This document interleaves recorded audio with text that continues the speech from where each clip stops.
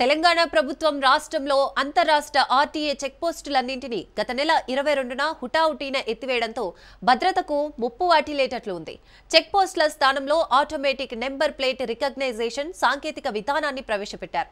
Checkpost లేకపోవడంతో పర్యవేక్షణ లోపించడం వలన అక్రమంగా స్మగ్లింగ్ గూడ్స్ రవాణా అవడానికి ఈజీ అయిపోతుందని చెప్పవచ్చు.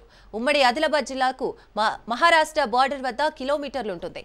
మహారాష్ట్ర నుంచి వచ్చే వాహనాలు ఎవరూ తనిఖీ చేయకపోవడంతో వాహనాల్లో అక్రమ రవాణా ఎక్కువయ్యే అవకాశం ఉంటుంది.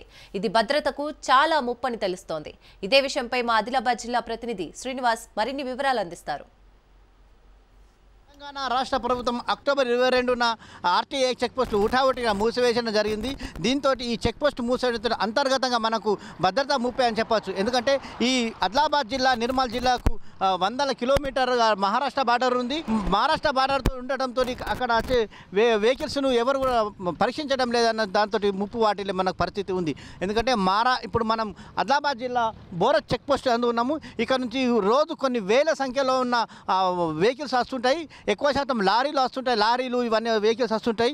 ఈ అంతర్గత చెక్పోస్టు వెత్తివేసి ఆటోమేటిక్ రికగ్నైజేషన్ సిస్టమ్ తెస్తామని చెప్పేసి చెప్పడం ఉంది.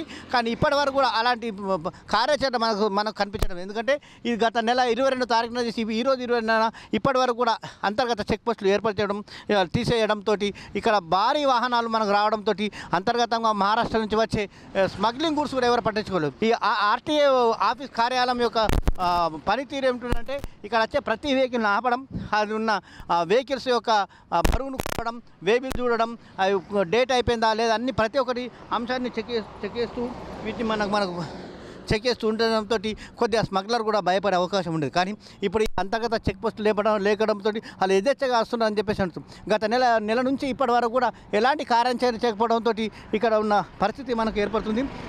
సిబ్బంది అక్కడ తీసుకునేంత కాంటాక్ట్ బేసిక్ వాళ్ళు ఉండేవాళ్ళు, కాంటాక్ట్ బేస్ వాళ్ళు కొందరు ఉండే, పర్మనెంట్ ఉద్యోగులు కొందరు ఉండే, వారిని ఆఫీస్కి తరలించడం జరిగింది. దీంతో వాళ్ళ పరిస్థితి కూడా కాంటాక్ట్ బేస్ వాళ్ళ పరిస్థితి కూడా ఘోరంగా చెప్పవచ్చు. దాదాపు మహారాష్ట్ర నుంచి వచ్చే వెహికల్ ఎవరు కూడా చెక్ చేయకపోవడంతో స్మగ్లర్లు ఏదైతే వస్తుందని మనకు తెలుసు. ఎంత వస్తుంది వెయిట్ అనేది ఎవరు కూడా చెప్పడం లేదు. ఈ మహారాష్ట్ర బార్డర్ ఆదిలాబాద్ జిల్లా నుంచి దాదాపు ఆదిలాబాద్ జిల్లా నిర్మల్ జిల్లా పొడుగున మొత్తం మహారాష్ట్ర నుంచి మన బాసర్ వరకు అక్కడ బాసర్ ఇక్కడ వచ్చే అవకాశం ఉంది. సో వీటిని అంతర్గత చెక్ పోస్టులు వెంటనే ఏర్పాటు చేయాలి. లేని పక్షంలో ఆటోమేటిక్ రికగ్నిషన్ సిస్టమ్ అనేది తెస్తానన్నారు. నంబర్ ప్లేట్ ఆటోమేటిక్ తెస్తానని ప్రభుత్వం ప్రకటించింది.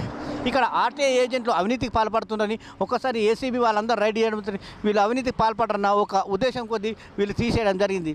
కానీ ఇక్కడ ఇక్కడ ఉన్న అక్రమ రవాణాలకు మాత్రం అడ్డుకట్టలేకపోతుందనేది మనకి ఇక్కడ అర్థమవుతుంది. ఏది ఏమిటికని ఎంత మిషన్ అయినా కానీ ఎంత మిషన్ అయినా కానీ ఇక్కడ మనుషులు ఆపరేటింగ్ చేస్తేనే ఆ మిషన్ పనిచేస్తుంది. కానీ ఈ విధంగా సక్సెస్ అయితే కాదని మనం వేచి చూడాలి.